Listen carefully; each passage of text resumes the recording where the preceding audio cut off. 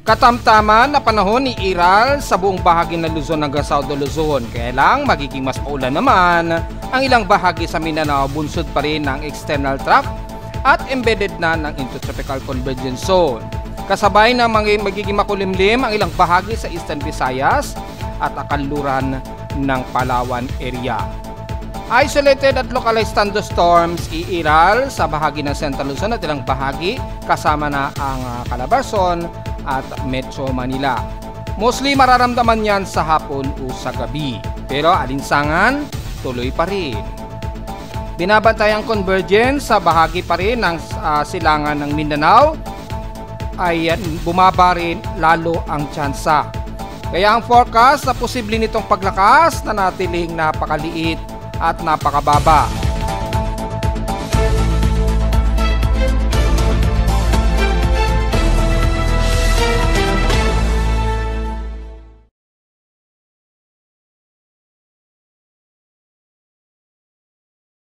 Hello, good morning mga folks. Welcome po muli sa ating Daily Weather Bulletin at Analysis para sa araw ng Huwebes, May 15, 2025. Ang oras sa ating voice may maga ay alas 10:28 na ng umaga.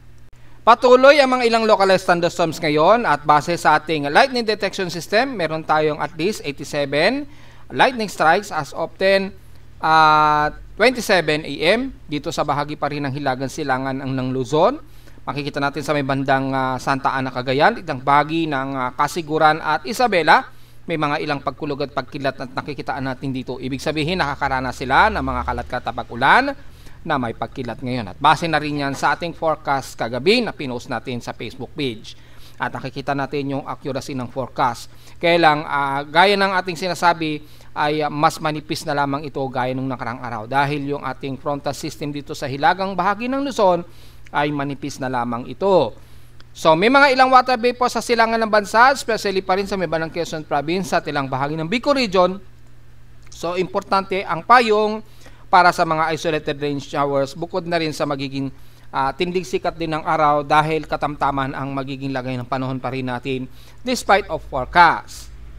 Sa ating thunderstorm watch, nakataas ang Northern Luzon, especially bandang Cagayan Valley uli, at nakikita natin ang kasalukuyang epektibo nito as of 10 o'clock AM at ilang bahagi na Ilocos Norte within 12 hour po ang forecast niyan. Most especially bandang hapon o gabi po yan, magkakaroon na naman sila ng mga pagkulog at pagkitlat yan. So be ready na lamang sa mga kababayan natin sa ilang bahagi na Ilocos Region hanggang bandang Benguet at Pangasinan. Usually sa hapon po ninyo mararamdaman yan.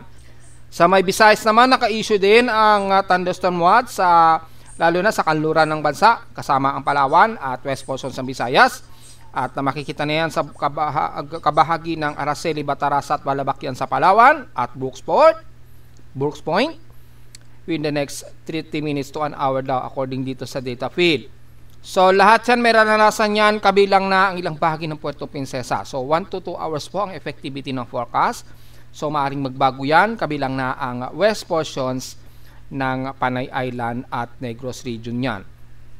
Sa ating current conditions, overcast, gloomy, haze at partly cloudy sa amin sa Caloocan. So medyo gloomy kami ngayon dito at makikita natin sa 3-day forecast storm prediction natin ay isolated ang magiging pag-ulan dito sa Metro Manila at ilang bahagi ng Calabarzon area.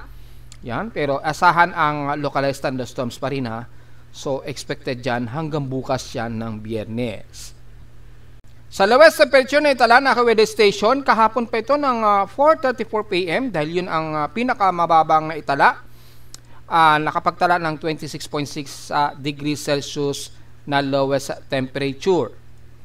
Kahapon nakapagtala kami ng mainit na temperatura 35.1 degrees Celsius. Kahapon ito ng hapon at 3:37 PM. Meaning ay mataas pa rin ang aming heat index, umabot pa rin ng 50.7 degrees Celsius ang aming init pandama sa Caloocan since kahapon. At since mataas ang aming heat index, diretso agad tayo sa ating magiging heat index forecast. Yan. So wala pa kaming latest na heat index ngayong araw. So tingnan po natin din, ito ay kahapon pa po ito, ng hapon, 3:37 PM po ito. Yan po yung pinakamataas na heat index namin since kahapon. So wala kaming latest heat index dahil lumalabas mababa ang aming heat index mula kaninang madaling araw at wala pang actual data feed. Pero inasahan na magiging heat index forecast namin sa Caloocan, 40 degrees Celsius po as of 10 o'clock AM. Ayan, 40 degrees Celsius daw ang magiging extreme quotient heat index namin sa Caloocan. Aabot pa yan sa pinakamataas, 45 degrees Celsius, mamayang alauna hanggang alas 2 yan ng hapon. Pero kung titingnan natin sa iba't ibang bahagi ng bansa na selected areas mula sa Lawag, Ilocos Norte, ay ang heat index ninyo dyan ay 40 degrees Celsius din, extreme quotient, pero aabot pa yan sa pinakamataas na 41 degrees Celsius ngayong 12 o'clock ng tanghali po. So magiging maalinsangan pa rin tayo dyan. At sa may bandang Tugigaraw naman, expected heat index sa inyo dyan ay 39 degrees Celsius, extreme quotient, pero aabot pa yan sa pinakamataas na hanggang 44 degrees Celsius mamayang alauna ng hapon. So wag pa rin magpa-dehydrate dahil despite na nakakaranas ng isolated rain showers, mataas pa rin ang heat index sa inyo dyan sa bahagi ng Tugigaraw. Sa Santiago naman, Cagayan Valley pa rin ay nasa 37 degrees Celsius. Ang extreme quotient forecast ninyo dyan as of 10 o'clock AM, inaasahang aabot pa sa mas mataas na 43 degrees Celsius. Mamayang alauna hanggang alas 2 po yan daw ng hapon. So maalinsangan pa rin kayo dyan despite na may mga forecast sa mga isolated at pagkulog at pagkidlat ngayong araw. Sabay bandang Dagupan naman ay nasa 41 degrees Celsius ang asahan ninyong heat index ngayong umaga.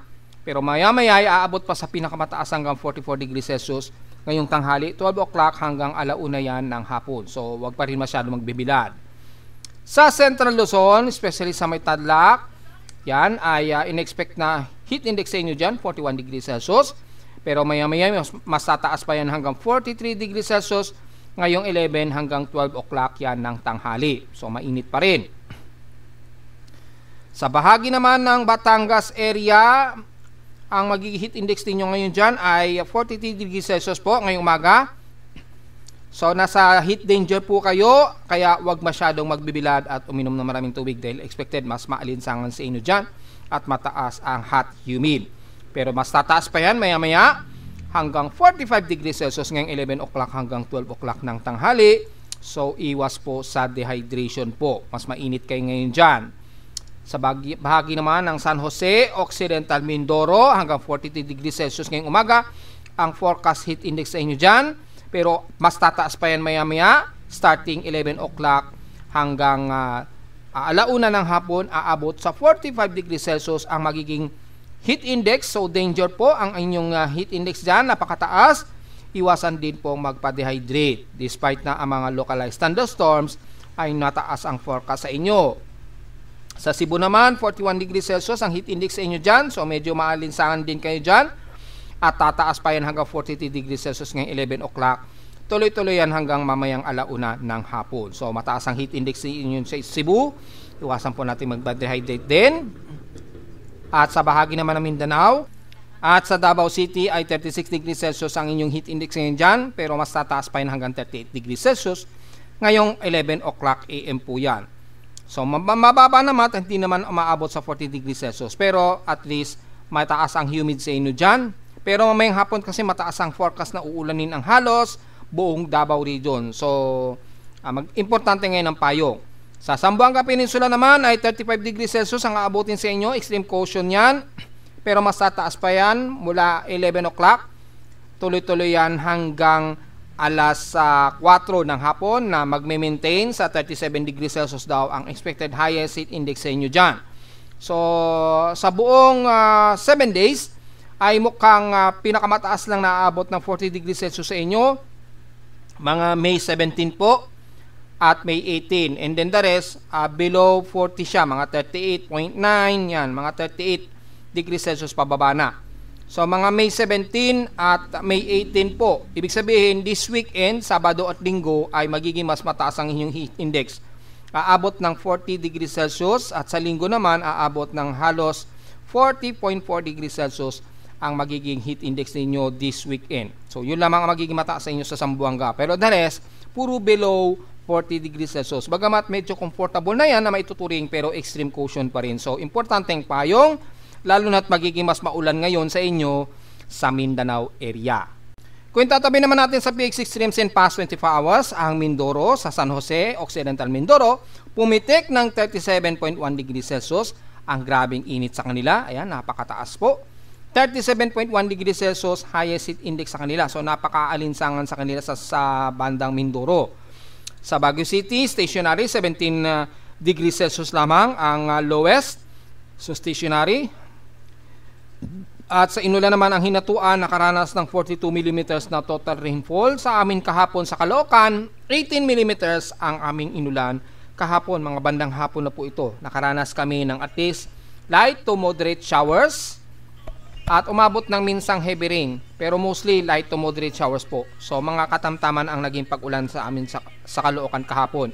At umabot ng 18 mm total rainfall. Nanatiling below pa rin kami sa average na 198 pero at least umabot na kami sa 163.2 mm total rainfall ngayong May. So maaari pang mas madadagdagan yan o maaring mahigitan na ang May average namin dahil 35.6 mm na lamang ang kulang nito para umabot kami sa May average rainfall. So mataas na talaga ang pag-ulan. At dahil unti-unti na rin nagbabago na yung sirkulasyon ng hangin, medyo nagpaparamdam na po yung southwesterly surface wind flow. Sa atin namang outside humidity, katamtaman tayo ngayon, 74% ang ating outside humidity, tumaas ito ng 2% since last hour. Medyo high pressure area tayo at 1011 hectopascals. Steady ito since last hour. So mukhang alanganin ng localized thunderstorms. Pero tingnan natin sa mamayang hapon. Kasi sa forecast, mga bandang hapon o gabi, mga bandang gabi na naman tayo makakaramdam niyan. So mataas pang ating atmospheric pressure, steady ito since last hour. Sa ating high tide and low tide status, maximum high tide tayo ngayon. At kung titingnan natin yung sea level nito, dahil medyo hindi accurate ngayon yung forecast ng swelling ng karagatan. Pero aabot tayo sa 1.2 meters ngayong 10:46 AM po ang ngayon na pala, ilang minutes na lang, mga 8 minutes. So 10:46 aabot sa maximum 1.2 meters ang taas ng alon. Ingat na lamang sa gale force wind since wala namang forecast tayo na tataas ang alon. Base na rin sa data feed ni Pag-asa at nireport na rin natin yan kahapon. So yung gale force winds na lamang sa dagat Pasipiko sa silangan ang iingatan natin lalo na sa mga maliliit na mangingisda. Wala tayong problema sa alon dahil kalmado pa rin ang ating alon sa buong bansa. Natiling meron tayong mataas na space weather status may M4.7 pa rin tayo na geomagnetic field. KP4 index bagamat minor ito pero active ito since 2:03 AM po yan. Well, as usual na geomagnetic latitude sa Northern Hemisphere, 65 degrees ang effectivity nito. At nagkaroon nga tayo ng sunod-sunod na solar flare. Mataas po yan, yung solar X-ray flux. Tumaas yan hanggang 1.2 yung X-flare. Ayan. At isang 2.5 kahapon. Yung isang araw, 1.2 at isang X 2.5. Mga bandang alas 4:19 na yan ng hapon. Kahapon po yan. Nagkaroon tayo ng X-flare na umabot ng 2.5. Ayan o. So, sumipa siya. Pero mapapansin ninyo, halos tumagal lang siya ng around 20 minutes o 30 minutes effectivity. So, medyo naglalaro yung ating solar X-flare flux. Yung solar photon, solar radiation, medyo kumakalma na siya. Pero inaasahan natin na magiging mataas pa rin sa 75% yung ating possible radio blackout dahil naman sa nagkakaroon tayo ng ilang geomagnetic field. Yung solar radiation, medyo kalmado na siya. Significant lang siya kahapon. Ngayon, okay na po, walang problema. Pero yung geomagnetic field effectivity nito na radio blackout ay nasa 75% pataas. So, malamang minor R1 to R2 dahil nagkaroon tayo ng X-flare na nagkaroon tayo ng R3 strong. At since hanggang May 17, expected ng 30% chance daw na magkakaroon na naman tayo ng X-flare flux. Posibleng umabot ito ng R3 category. So, tingnan natin mga folks. Well, kung titingnan naman natin sa forecast, nakikitaan natin ay hanggang unsettled to active ang nakikitaan natin forecast within 3 days. So, tingnan natin. Baka mabulaga na lamang tayo. Since meron ng unti-unting tumututok sa Earth na AR4087. Medyo lihis pa ito. Around 10 o'clock position. Hindi pa direkta sa Earth. Pero pag nagkaroon ng malakas na solar burst yan, mararamdaman pa rin natin yan sa Earth. So, ating solar sunspot number, 53 lamang. So, bahagyang maliit. Kaya medyo safe tayo ng konti at hindi totally direkta sa Earth. Hindi kagaya ng isang araw, nakakaramdam pa rin tayo ng malakas na X-ray flux. Swertehan na lamang at hindi direkta sa Earth. So dahil sa meron tayong geomagnetic field effectivity, nagkakaroon ng distortion ngayon ng horizontal parallel natin. Yan, yung GOS magnetometer natin, nagkakaroon ng distortion. Pero sa hitsura ng graph niya ay mukhang kaya-kaya naman saluhin. Hindi sobrang lakas na impact ng solar wind niya. So, yung ating TEC range ay mababa lamang, walang masyadong noise. So, wala tayong magiging problema sa mga dadaan sa mataas na ionospheric range zone. Around 50 MHz lamang ito. So, walang problema. Medyo handleable lang, medyo kayang i-handle yan. Medyo nakafocus lang ang at least around 70 MHz TEC sa may bandang Honolulu, Hawaii o sa Hawaii. So, ingat na lamang po. Pero, usually, yung mga radiologists dyan, mas marami sa Hawaii. So, medyo concern sa kanila yan kahit konti. Pero sa atin ay walang masyado maapektuhan. So, may mga ilang auroral forecast tayo na at least naglalaro lamang between 10 to 30%. So, mostly ay Southern Hemisphere o Antarctican ito mabiview. At yung propagation nito hanggang 17, base dito ay tataas yung radial velocity. So baka ito ang magiging dahilan. Yung propagation ng radial velocity sa Earth medyo pipitik by May 17, 2025. So tingnan natin kung magiging malaki ang significant impact nito dahil medyo hiyahawi ito sa Earth.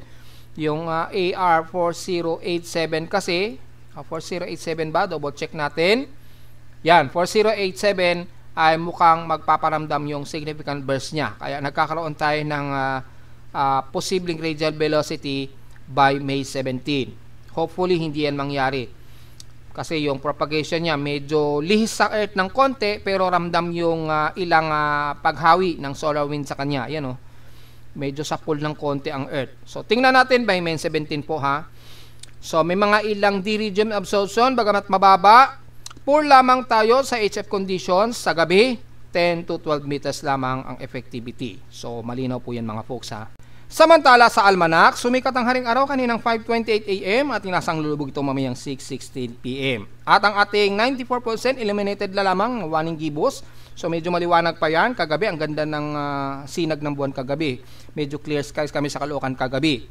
Sayang sana during full moon siya para makunan natin. Kagabi lang medyo clear skies kami kaya ang ganda ng waning gibbous ng buwan kagabi. So 94% siya ngayon. Magmo-moonrise po ito mamayang 8:33 PM mamayang gabi at bukas na ng umaga ito lulubog ng 7:51 AM na po. At sa ating local weather outlook para ngayong Huwebes at Biyernes ay nasa nating partly cloudy ang ating maghapon. Wala tayong forecast ng localized thunderstorm sa Metro Manila. Alanganin po o 50-50 po kasi yung magiging forecast natin. Malamang magiging makulimlim tayo base na rin sa forecast natin na nireport kagabi. Hindi tayo masyado ramdam sa Metro Manila. Ang mas ramdam sa may bandang hilagang bahagi pa rin ng Luzon na may mga localized thunderstorms po. Wala tayong nakikitaan dito. Pero isolated po ang magiging rain showers natin sa Metro Manila. So, importante po ang payong. Anytime po kasi pwedeng pumasok yung maliit na tsansa ng pag-ulan po. Isolated po. Depende yan sa water vapor accumulation na magiging dala nito sa may bandang Bulacan or bandang Quezon Province po. Natatawid dito sa NCR. So, malinaw po yun mga folks. Bukas ng Biyernes, magiging partly cloudy tayo. Dito, may tsansa ng pag-ulan. Kaya lang, mababa. 7 to 10% lamang. So, isolated lang din o isolated rain showers lang din na may localized thunderstorms din ang iiral. So, malinaw yan mga folks ha. Highest and lowest temperature expected maglalaro 34 to 35 degrees Celsius. And lowest temperature expected ay 27 to 28 degrees Celsius. So, sumunod na rin si Pag-asa. Nag-report na rin tayo, di ba, kahapon, mayroong intertropical convergence zone developing. Dahil nga po sa cloud cluster dyan sa may bandang south of Guam o southeastern part ng Mindanao. Sumunod na rin kahapon si Pag-asa na may intertropical convergence zone na rin. So, tama yung ating analysis, which is sumusubaybay talaga sila sa inyong lingkod. Dahil malinaw naman ang ating ginagamit. Galing naman yan talaga sa mga reliable data feed forecast ng ibang weather agencies. So sa ating weekend, kung magiging maulan ba ang ating Sabado at Linggo, again, magiging partly cloudy ang ating umaga at magiging maulan naman daw ang hapon. Typically, ganun po ang mangyayari. Dahil, 15 na po ngayon, kung natatandaan ninyo, ay malapit natin papasok sa transitioning ng mula sa hot dry season papasok ng tag-ulan na. Dahil again, nagpaparamdam po yung habagat, ano ang basehan natin? Base na rin uli sa ating station all-time records. Ayan po, yung wind direction, kung titingnan po natin, ay nagpaparamdam na nga po ang southwest, yan, southwesterly trade wind. Actually, nung katapusan na nga po ng April, nagpaparamdam na po yung southwesterly trade wind. Medyo nag-ano na. Kasi nga po, yung Madden-Julian oscillation sa may bandang Indian o Andaman Islands, nagkaroon na po dito ng mataas na oscillation. So, yung hangin sa may bandang Australia, nahahatak ito papunta sa may bandang Thailand, bandang Indonesian Peninsula. Medyo nahatak ito at nag-boost. At kung natatandin ninyo, nagkaroon tayo ng 99W, nagkaroon tang paghatak sa bandang southwesterly trade wind sa ibaba, sa timog kanluran ng ating bansa. So, nagkaroon ng generative boost, kaya napaaga yung ilan nating southwesterly trade wind. Kaya makikita dito sa aking dominant wind direction, nagpaparamdam na po yung ilang southwesterly trade wind. So, yan. Medyo may malakas pa na hangin dulot ng jet stream ng northeast o yung frontal system sa hilagang bahagi ng ating bansa. Kaya meron pa tayo nararamdaman ito na north-northwest trade wind o north wind. Yan ay madalas dahil nga po sa frontal system. Nagkakaroon pa tayo ng frontal system. So malakas pa rin yung high pressure ridge dyan. Pero nagpaparamdam na rin ang southwesterly trade wind. Ayun, madalas nagsa-south-southeast, south-southwest, nagpaparamdam na yan. Asahan natin yan ay dahil ang transitioning po natin sa tag-ulan, magsisimula pa po yan by mga May 20 pa po. Ang magiging analysis natin, ang start ng transitioning from hot dry to habagat season po. Pagpasok po yun ng June. Kaya lang sa bandang June talaga, medyo mas mararamdaman na natin mga bandang mga A12 o AGIS. Pero most especially mga katapusan din ng June, medyo mas ramdam na natin ang tuluyan ang habagat. So alanganin mga by June 10 to June 23, yung mostly mararamdaman natin o yung totally ng pagtatapos ng hot dry season natin. Ngayon, pag tumaas po yung rainfall natin, kung babalikan natin yung ating yearly summary, yan, yung 2024, i-reload po natin. Kung babalikan natin yung tag-ulan, pumasok ang sunod-sunod na tag-ulan natin nitong June 15 po. So, gaya nating sinabi, mga June 10 to June 23, dyan magde-declare si Pag-asa probably na magiging tag-ulan tayo. Yan. Mga between sa mga araw na yan, medyo alanganin, depende sa laro ng klima. Kaya medyo malaki yung grace period. Pero expected ang pagtatapos ng hot dry season nga po, mga A12, mga bandang A12 siguro o hanggang 18, June 18 po ang totally matatapos yung hot dry season talaga natin. Dahil dito makikita natin last year ay nagsunod-sunod na ang naging pag-ulan natin starting by June 15. Then nagtuloy-tuloy na. Pero nagkaroon kami ng malakas na ulan by June 6 last year. 52.8 mm. Ayan, no? So, kompleto po ako ng record kaya meron tayong rason kung kailan. At kung babalikan po natin yung last year na wind direction, makikita mo, pagpasok po ng May at katapusan ng May, lumakas na po yung southwesterly trade wind, yung southwest monsoon, lumalakas na siya noong katapusan na po ng May. Ayun, no? Last year po ito, ha. And then tuluyan na lumakas yung southwest monsoon by June 7. Lumakas na yung southwest monsoon by June 7 po. Ayan. So makikita natin yung monthly summary, totally lumakas na po yung southwest monsoon natin by June talaga siya. Ayan, no, by June. June na talaga lumakas yung southwest monsoon natin. So meron tayong record at may kompletong record po ako na basihan kung kailan nararamdaman natin ang habagat o yung southwest monsoon na. So malinaw yan mga folks, ha. So diretso ka tayo sa ating ginagamit na satellite imagery. Makikita po ang extreme northern Luzon ay magiging katamtaman ang lagay ng panahon. Medyo mas maaraw muna sa may bandang west portions ng Northern Luzon, kabilang ng Ilocos Norte, ng bahagi dyan, kasama na ang Ilocos Sur, Dares hanggang Benguet, hanggang dyan sa may bandang Dagupan, Pangasinan area. So medyo mas maaraw pa kayo dyan. Kabilang na ang ilang bahagi ng Central Luzon at Zambales, pero pagsapit po yun ng bandang hapon o tanghali, magiging makulimlim tayo dyan. At tataas na po yung forecast ng possibility of localized thunderstorms na naman. At kasalukuyang inuulan ang parte na ito ng Cagayan Valley, especially bandang Tugigaraw at Isabela area at Aurora region. Ayan, nagkakaroon ng mga pagkulog at pagkidlat dyan. Ingat po sa mga pagkidlat, pero asahan natin ang mga ilang kalat-kalat na mga mahihina at katamtamang pag-ulan. Dahil wala naman tayo nakikitaan dito na potentially heavy rain sa ngayon, mas mararamdaman pa natin yan mga bandang hapon yan o gabi. So take note yan mga folks ha. So makikita natin sa heavy rain potential hanggang light to moderate lang ang mga pag-ulan dito sa silagang bahagi ng Northern Luzon. At ngayon ay nararamdaman na sa may bandang Aurora, General Nakar hanggang dyan sa may bandang Camarines Norte. Pero kung mapapansin ninyo mula dito sa may bandang Ifugao, Mountain Province, pababa ng Nueva Vizcaya, San Jose, magiging partly cloudy dito sa Mose Caudi at Capan. At mula sa may bandang Tarlac hanggang Angeles, Pampanga, mas maaraw tayo ngayon dyan at maalinsangan. Mga bandang hapon pa ninyo magkakaroon kayo ng mga forecast na magiging gloomy dyan, base sa report natin na forecast kahapon. So katamtaman din at medyo overcasting gloomy rin tayo, kasama na ang Bulacan, Metro Manila at ilang bahagi ng Calabarzon area ha. At sa bandang Southern Luzon, overcasting gloomy din tayo at katamtaman ang panahon. Kasalukuyang may mga ilang heavy rains ngayon, base na rin sa ating forecast kahapon. At nakikitaan nga po natin, inuulan na ngayon ang bahagi ng Puerto Princesa, Coron, Palawan hanggang dyan sa may El Nido. Kung mababasa ninyo sa ating daily rainfall forecast, binanggit natin, magkakaroon nga po ng mga kalat-katapag ulan dyan sa may bandang Puerto Princesa at hanggang El Nido. So ingat po sa mga biglang pagbaha dyan dahil hindi naman tayo nagkulang sa rainfall forecast natin kahapon. Pero sa bahagi ng Southern Luzon, kasama na ang Mindoro, magiging katamtaman tayo dyan, overcast, mas magiging maulan nga lang ang bandang kalurang bahagi ng Southern Luzon. Kasama na ang bahagi ng Romblon, pababa ng Panay Island. Dito naman sa baba ng Bicol region ay isolated na magiging pag-ulan din tayo dyan. Magiging partly to Mose Caudi ang bahagi ng Bicol region.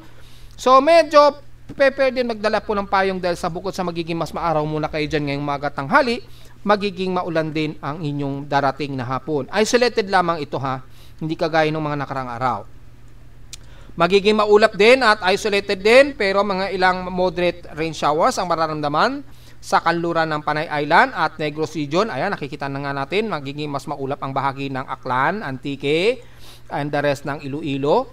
Pero magiging mas moderate ang bandang Capiz, ayan, at dito sa may bandang Estancia hanggang San Rafael po yan. Yan, dyan medyo mas overcasting gloomy at medyo moderate. Wala naman sa may bandang Negros region, magiging maulap din ang parte ng Bacolod, La Carlota hanggang dyan sa may bandang Cadiz. Pababa na yan ang bandang Kamangkalan, Sipalay hanggang Manumabaan.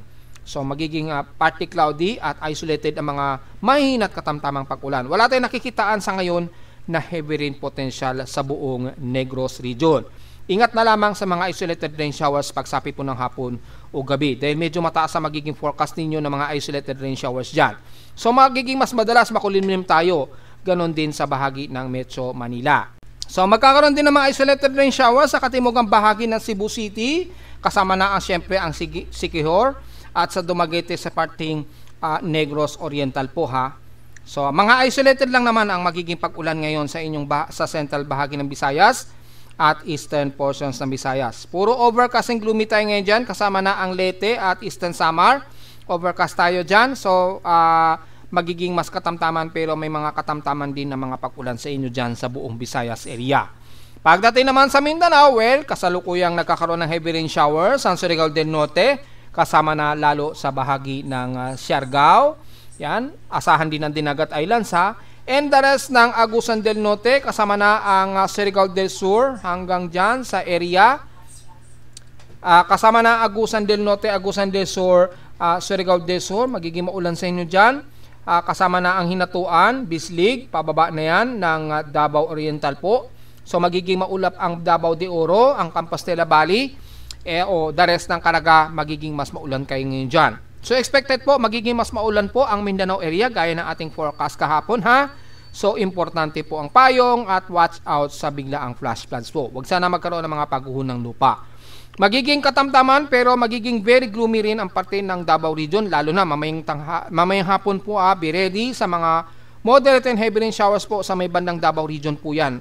Ngayon, medyo partly to cloudy at ilang kalat-kalat na pag-ulan ngayon nararamdaman. Kabilang na ang source din. Hindi tayo nagkulang sa report kahapon din. At ating daily rain forecast po. Na mas uulanin ngayon ang source din area mula na yan sa bandang General Santos City. Davao Occidental kasama na ang Governor Generoso ng Davao Oriental. At sa may bandang Sarangani naman ng Davao Occidental. The rest yan, kasama na ang buong Sultan Kudarat, Maguindanao, hanggang Davao del Sur, North Cotabato. At pagsapit po yan ng hapon ha, mas magiging maulan po ang inyong panahon dyan. So, expected po maulan din sa bahagi ng North Cotabato, lalo na sa hapon o sa gabi, hanggang dyan sa may bandang Marawi o Lanao del Sur at Lanao del Norte at buong Zamboanga Peninsula. Sa ngayon, katamtaman muna ang inyong panahon, so medyo magiging maaraw pa ang North Cotabato, Bukidnon, hanggang dyan sa the rest ng Misamis Occidental, Cagayan de Oro at Misamis Oriental. Bandang hapon pa ninyo mararamdaman ang magiging mas maulap at maulang panahon po. Ngayong umaga, medyo gloomy muna kayo at overcast. So medyo magiging maaraw pa sa inyo at katamtaman ang panahon. Kabilang na ang Zamboanga del Norte, Zamboanga Sibugay, hanggang yan sa dulo ng Zamboanga City. Pero mga bandang hapon po o gabi ha, kahit madaling araw, makakaramdam kayo dyan ng mga kalat-kalat na mga ilang moderate and heavy rain showers po. Dahil base sa forecast, uulanin ang bahagi ng Zamboanga del Sur, Sibugay at Zamboanga City kasama na ang isla ng Basilan at Hulusulu pagsapit yan ng hapon o gabi o madaling araw. So magiging mas maulan po ang bahagi ng Mindanao po ha. Mag-iingat po ang lahat sa mga potensyal na biglaang flash floods po. Dahil again, ang Intertropical Convergence Zone na medyo moderate ang development dahil nga po sa surface trap na binabantay natin dito sa may bandang silangan ng Mindanao na mababa rin naman ang development. Ayan o. So, yung significant development sa ngayon ito ay makikita natin ay napakababa. Kaya lang yung embedded ng Intertropical Convergence Zone nga po na nagre-regenerate dito sa katimugang bahagi ng Mindanao nagdudulot ng malawakang ulan sa Mindanao at tumatawid sa ilang bahagi ng kanluran ng Palawan. So, take note yan. Samantala, sa lagay ng binabantayan natin na surface trap, hindi pa po ito low pressure area ha. Lagay ng mga kumakalat na naman sa Facebook page. Tayo kaya maraming nami-mislead po na tao ng mga kababayan natin. Hindi pa po ito isang aktibong low pressure area. Nagpapakita pa lang ng tropical strike probability pero sa ngayon hindi pa ito aktibo. Nagkakaroon lang kasi ng mga anomaly sa water vapor sa kanya kaya minomonitor po natin. It doesn't mean po isa na itong aktibong low pressure area. Inuulit po natin parati. Kung makikita natin sa GFS, UpNavGem, aktibo po yung forecast na ito ay magiging isang low pressure area. Pero kung titingnan natin kay ICMWF ay wala siyang nakikitaan dito kundi ITZZ lamang ang nagpapakita kay ICMWF. Ayun, yung mga tropical wave na yan. So malinaw po na magpapaulan ang kasalukuyan namang na magiging panahon sa bahagi nga po ng Mindanao at Visayas area. Pero wala pa po tayong bagyo. Yan. Wag po agad maniniwala sa kumakalat na naman na mga misleading na report na magiging bagyo kaagad ha. Although yung mga long range forecast may mga pinapakita na significant na magiging bagyo ito, pero may basehan po tayo para matawag natin na magiging bagyo. Kung babalikan natin ang tropical cyclone as genesis probability, hanggang 20% pa lamang ang forecast na magiging isang aktibong low pressure area ito. Ibig sabihin napakababa pa po na magiging isang aktibong low pressure ito o magiging bagyo. So, yung pinapakita dito dahil embedded po ng Intertropical Convergence Zone, yung magiging trough o maapektuhang lugar na ito sa may bahagi ng Mindanao, Visayas hanggang Palawan ay magdadala po ng pag-ulan. At dahil hindi naman sa nakikitaan pa na magiging potential na bagyo, yung dala nito na ulan magpapa-apekto 10 to 20% sa may bandang Davao Region at the rest ng Mindanao area. So mababa lamang. Ibig sabihin yung potential niya na magiging bagyo napakababa. Pero yung maapektuhang lugar sa Mindanao ay nasa 10 to 20%. So malinaw po yan mga folks at mangyayari yan at nakita naman natin mga nakarang araw, inulan ng inulan ang parte ng Mindanao. Mamayang hapon o gabi, mararamdaman na naman ninyo yan, yung mga malakasang pag-ulan na yan. Mostly moderate and heavy rain showers, lalo na sa may bandang Davao region. Yun po ang purpose ng tropical cyclone activity at genesis nito. Ibig sabihin kasi kaya nga sinasabi nila genesis dahil kapag ang isang binabantay na ito hindi naging bagyo, yung genesis ng ulan mapapaapekto sa area na. So makikita po natin again yung genesis na maapektuhan ang bahagi ng Mindanao hanggang Palawan ay at least 10 to 20% lamang. Kung mapapansin niyo sa Palawan, napakababa, 5% lamang ang maapektuhan nito. So ibig sabihin, magkaroon man ng pag-ulan, katamtaman at hanggang katamtaman lang ng pag-ulan o ilang moderate to heavy rain. Pero yung cyclogenesis niya ay sa ngayon, wala pa talaga tayong nakikitaan. Yan o, within 72-hour period po yan. Kung pagbabasa natin ng 96-hour period, kung titingnan natin, yan, makikita po ang cyclogenesis nito ay nanatilig napakababa, around 10% o mga 10% lamang oh. Pero magdadala po ng pag-ulan yan sa buong Mindanao, bandang kanluran ng Visayas at Palawan area po. So makikita po natin yung genesis niya. So hindi po natin pwedeng sabihin magiging bagyo yan ha. Hindi kagaya dito sa may bandang Andaman Islands ay may naging low pressure area na nga po dito. Tumaas na po siya at naging isang invest low pressure area sa may bandang Andaman Islands. Pero sa atin sa Pilipinas napakababa po dahil hindi naman siya umabot sa yung tropical cyclone strike probability niya, hindi naman siya sumipa sa 50%. So, nanatiling napakababa. Kaya yung nagpapakalat na magiging bagyo ay huwag agad paniwalaan ha. Tingnan muna natin yung real time to real time forecast niya kung mangyayari. Yan. At mula naman sa ating West Pacific Basin, makikita natin ay nawala na kagad yung forecast niya. Meaning, mukhang hindi matutuloy na magkakaroon tayo ng aktibong low pressure area base sa ating experimental basin. Kung natatandaan ninyo kahapon, nag-post po tayo na nagkaroon po ng anomaly dito sa may bandang silangan ng Mindanao. At least 15 to 20% po. Kung makikita ninyo. Pero ngayon, nawala na. Ibig sabihin, yung kanyang favorability niya, bagamat medyo mataas, pero sa may bandang silangan ng Mindanao ay balik sa possibly development na lamang o yung possibility na lamang na magkakaroon pa ito ng convergence. Ang mataas lamang na favorable o possible favorable ay sa may bandang Indonesian Peninsula, which is napakababa ang tsansa. Sa ating tropical cyclone formation probability, at least under-invest to moderate pa rin ang possibility of development nito. Mataas ang vorticity niya. Yan.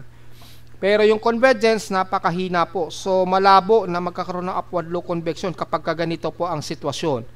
Very disorganized, kaya maaaring surface top lamang ito na magdadala ng pag-ulan sa Mindanao at bandang Palawan habang tumatawid.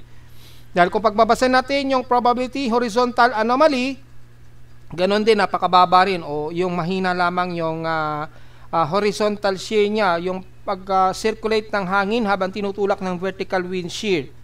O, ganon din sa probability of cyclonic niya, napakababa. So, napakaalanganin ng development, kaya yung tropical cyclone genesis niya ay napakababa rin ang tsansa na magiging isang agresibong bagyo ito. Sa mean sea level pressure, kung titingnan natin, ay hanggang 1,008 hectopascals ito. Ibig sabihin, thunderstormy lamang at magpapaulan sa bahagi nga po ng Mindanao at tatawid yan hanggang bandang Palawan area. Ganyan po magiging genesis niya, yung tawid ng kanyang genesis. So, yung possibility of tropical cyclone development nananatiling zero at napakababa pa rin talaga mga folks. So, ito ay extended forecast lamang ng GFS at NABGEM. Yun, mas agresibo nga si NABGEM eh.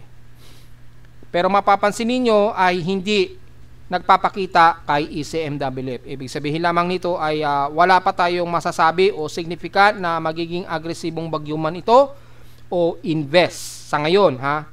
Kaya wala pa rin tayong pwedeng sabihin na magiging aktibong bagyo yan until next week. Dahil yung forecast kasi nito, within 72 hours po yan, hanggang ano na po yan, hanggang Sunday yung forecast niyan. So malabo pa talaga po na meron tayong babantayan na anumang sama ng panahon. So silipin naman natin yung status ng ating near-time daily vegetation and drought sa bansa. Makikita natin medyo merong early drought warning ang Palawan o Mimaropa at ilang bahagi ng Bicol region. Medyo tumataas daw ang drought early warning dito. Pero mapapansin ninyo sa may bandang extreme ng Luzon ay wala na po siyang itinataas na warning. Pero base sa ating daily drought index classification, bahagyan na lamang itong bahagyan na lamang ito, hindi kagaya nitong mga nakaraang buwan.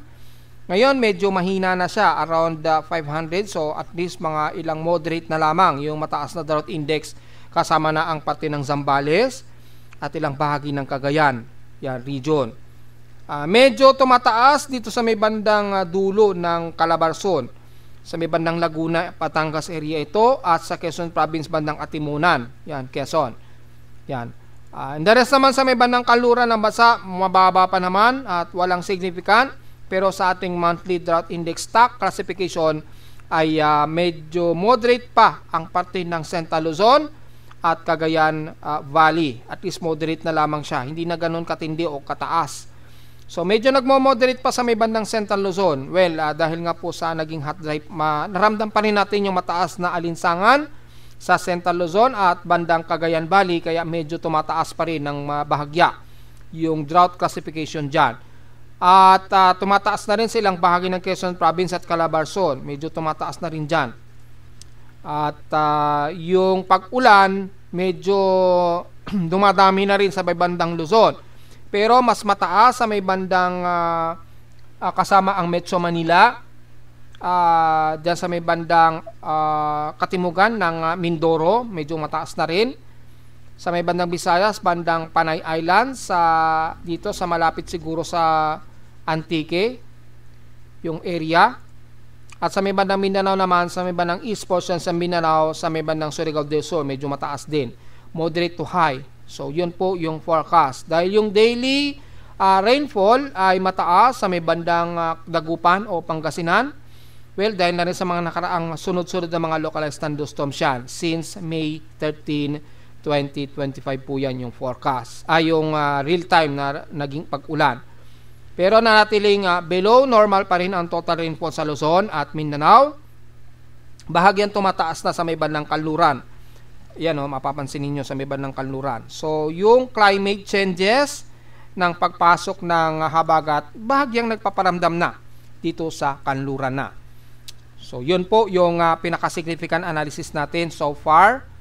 Mula sa data feed ni Pag-asa since March, ay sobrang wet po ang paligid ng halos buong bansa daw. Walang masyadong dry. Yan. Ito yung dryer sa may bandang March, sa may bandang extreme ng Luzon lamang. Yan. At least mga -1 to -2. So, yung dryer niya ay bandang extreme ng Luzon lamang at ilang parte ng Mindanao. The rest, halos 90% ng buong bansa mas basa. So mataas po yung saturated ng water o yung pag-ulan kaysa sa taas ng pagtuyot. Tagtuyot dahil nga po malapit na nga po magpalit yung ating klima into habagat season. So unti-unti nang nababawasan yung pagtaas ng monthly drought classification natin. Pero mataas pa rin sa may bandang extreme ng Luzon at Central Luzon area. Bahagya na rin tumataas sa may bandang Calabarzon area. So ingat na lamang at hopefully pagpasok ng tag-ulan, tuluyan na rin kakalma yung pagtaas ng drought natin. Malapit naman na po, mga next month na rin. At sa katapusan kasi ng May, magpapalit o nagta-transition na po yung ating klima na. Mula sa hot dry season hanggang sa magiging tag-ulan. Ang kaibahan nga lamang, wala tayong above average rainfall ng todo dahil neutral po ang ating sea surface temperature o wala po tayong La Nina o El Nino. Sa ulat lindol, well, mukhang mayroong mga ilang pagyanig mula kaninang madaling araw, mga bandang alas 4 po ng madaling araw. Yan, medyo mukhang mayroong magnitude 4 ito o 3. At mukhang mayroong long seismic earthquake na naitala na naman ngayong 8 o'clock. So makikita natin dito mukhang merong bago tayong teleseismic na lindol kaninang 8:55 AM o 8:54 AM. Kahapon nagkaroon tayo ng recorded na malakas na pagyanig, magnitude 6.4. hanggang magnitude 6.5 dyan sa may bandang Tonga Island. So na-detect na ating seismograph kahapon po yan. Ayan, mga bandang 12:25 po yan ng tanghali. Yan, 12:25 po yan ng tanghali kahapon. Ayan, malayo sa Pilipinas, sa may Tonga Islands, pero nararamdaman yan dahil sa grabe. Siguro, malaki yung travel ng kanyang Rayleigh waves dahil napakalalim na epicentral depth niya, nasa 230 km ang lalim. Kaya siguro yung Rayleigh waves niya umabot sa Pilipinas. Kaya na-detect ng aking seismometer. So, ganun din sa ngayong araw, medyo may pagyanig din tayo. Kaninang 8:54 o 55 AM. Tingnan natin kung dito yun sa Pilipinas. Base sa data feed ni PBOX. Mukhang wala po tayong naitala rito. So, base sa ating teleseismic, kung pagbabasa natin ay mga 0054. So, tingnan natin sa World Seismic Monitoring. Ayun, meron nga.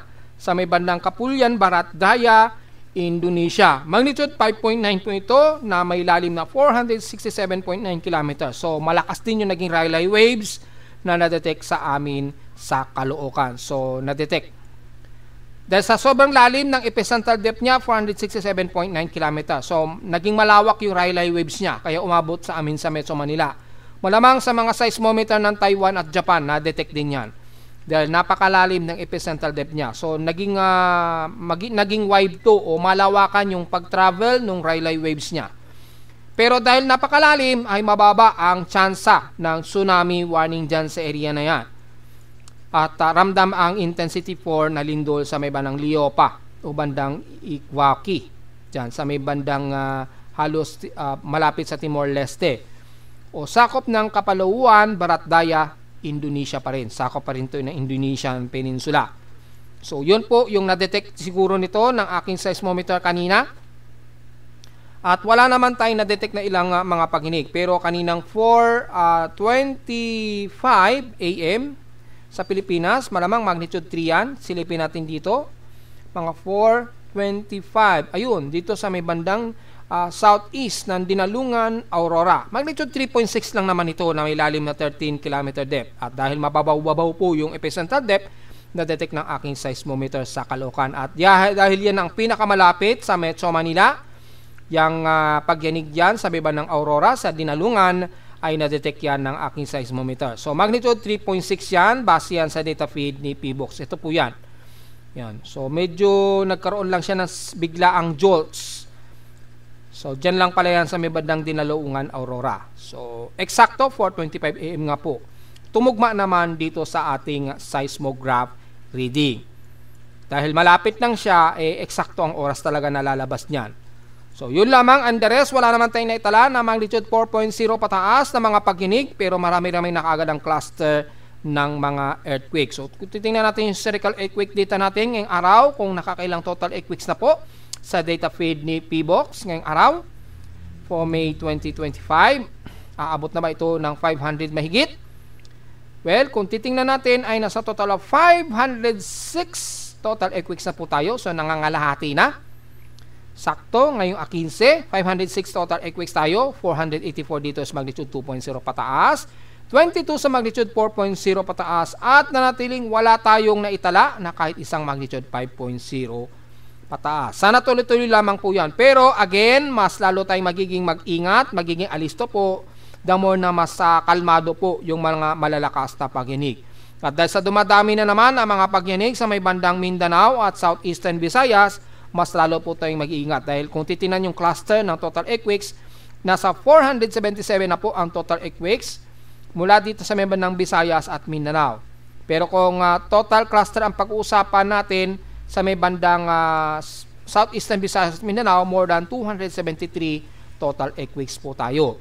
Sa may bandang Luzon naman, cluster, 117 earthquakes total lamang. So, mas konti sa may bandang Luzon kumpara sa may bandang Visayas at Mindanao, mas mataas.